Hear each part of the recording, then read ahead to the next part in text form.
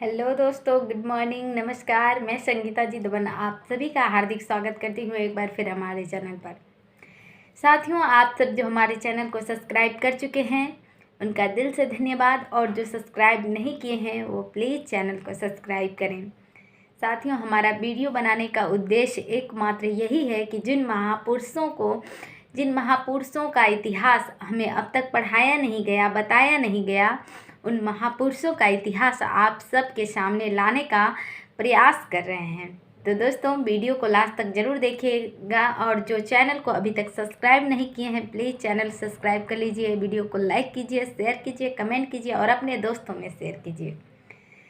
दोस्तों, महाराजा बिजली पासी का वो इतिहास जो हमें अब तक पढ़ाया नहीं गया, बताया नहीं गया, वो हम आज आपके सामने उनके बारे में बताएंगे। साथियों, महाराजा बिजली पासी अवध क्षेत्र के सम्राट थे जिनके 12 किले थे, और ये 12 किलों के मालिक के सरताज के रूप में जाने जाते थे। जिनका इतिहास अवध में इकलौता है, जिनके 12 किले थे, जिनका मुकाबला कन्नौज के राजा जयचंद के सेनापति और अल्लाह उदल से हुआ था। कन्नौज के राजा के आदेशानुसार सेनापति अल्लाह और उदल अपनी भारी संख्या और कन्नौजी फौजें लेकर अवध की ओर गूंज करते हैं और गंगा पार करते ही पासी गुप्तचरों के निशाने पर आ जाते हैं।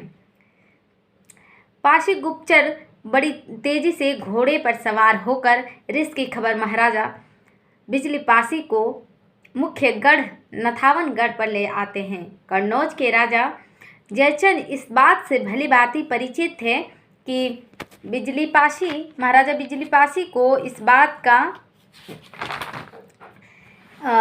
12 किलों के बीच खुद बैठे महाराजा बिजली पासी नथावनगढ़ वहाँ तक पहुँचना अल्लाह और उदल उनके सेनाओं के लिए बड़ा ही मुश्किल था।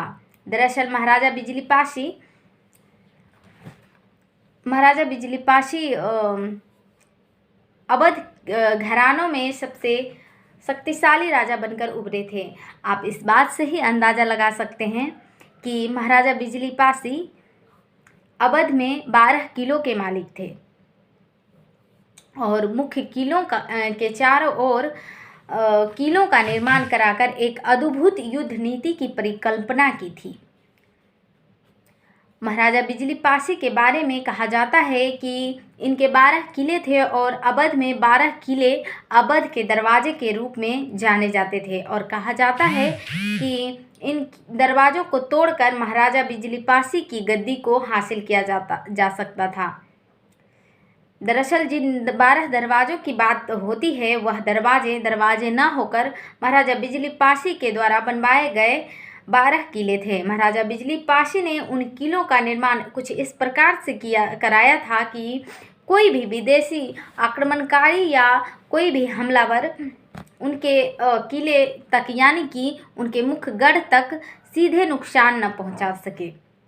महाराजा बिजली पासी ने अपने किले की संरचना कुछ इस प्रकार से कराई थी कि उन तक कोई शत्रु सीधे ना पहुंच सके, और अपने 12 किलों पर अपने विश्वास पात्र सरदारों को नियुक्त कराया।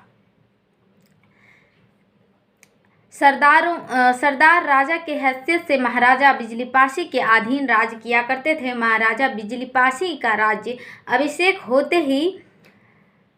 होते ही सबसे पहले अपने पास बलशाली सेना एकत्र किया, क्योंकि पासियों का साम्राज्य 10वीं सदी से लेकर 13वीं सदी तक देखा जा सकता था, और उस समय पासी बड़े ही शक्तिशाली थे। इस बात का प्रमाण ब्रिटिश गजेरियड और उर्दू इतिहास की किताबों से मिल जाता है।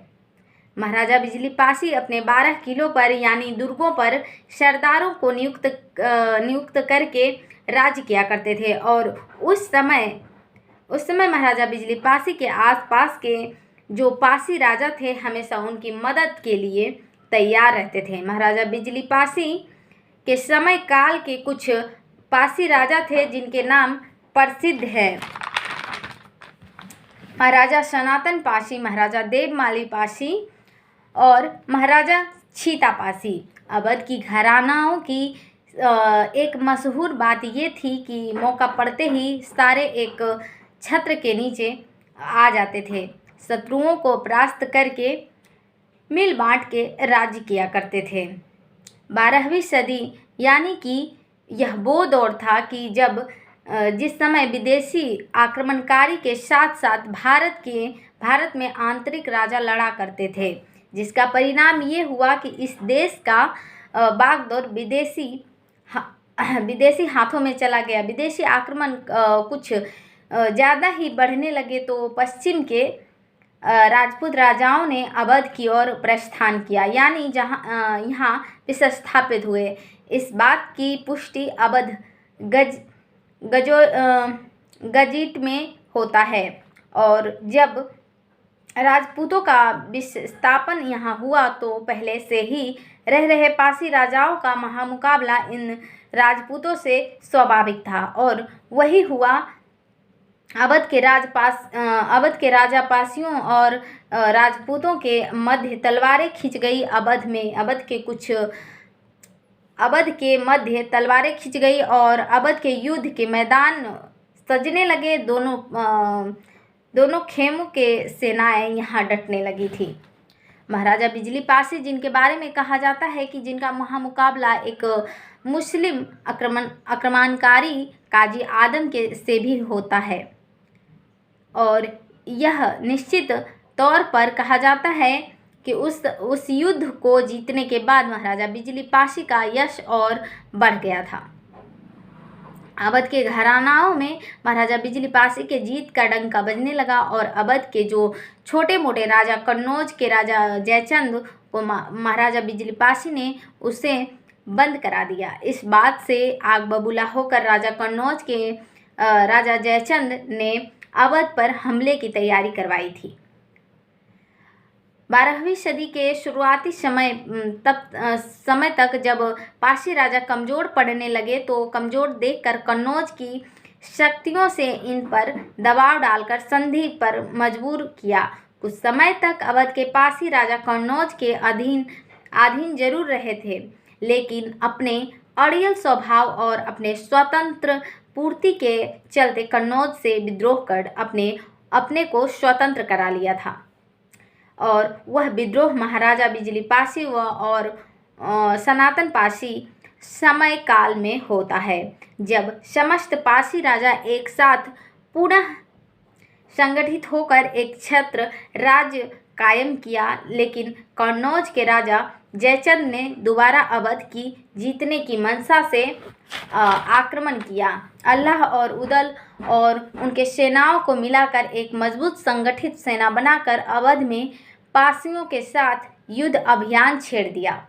12 साल तक अवध को जीतने का प्रयास रच रहा जयचंद इस इलाके को जब तक नहीं जीत पाया जब तक कि अल्लाह उदल उनकी सेनाओं में नहीं मिले, क्योंकि महाराजा बिजली पासी का संयुक्त संगठन इतना बलशाली था कि पासी का संयुक्त संगठन इतना पासी था कि जयचंद की सेनाएं यहाँ आती तो जरूर थी, लेकिन 12 किलों के चक्रव्यूह में फंसकर वापस नहीं जाती थी। महाराजा बिजली पासी की संरचना देखकर बड़े बड़े सूरमा धराशायी हो जाते थे। महाराजा बिजली पासी अपने आप में अद्भुत अकल्पनीय शक्तिशाली राजा थे, जिनका यश पूरे अवध में गूंजा करता है और जिनके पूरी जनता खुशहाल रहती थी और जिनका सिक्का पूरी अवध में चलता था। इनके 12 किले की संरचना देखकर आप महाराजा बिजली पासी के व्यक्तित्व को पहचान सकते हैं। धन्यवाद दोस्तों, आप सभी को हमारा वीडियो कैसा लगा कमेंट में ज़रूर बताइएगा। अगर हमसे कोई मिस्टेक या हमसे कोई गलती हुई हो तो प्लीज़ हमें माफ़ कीजिएगा। मिलते हैं नेक्स्ट वीडियो के साथ, तब तक के लिए धन्यवाद। जय बिजली पासी, जय भारत।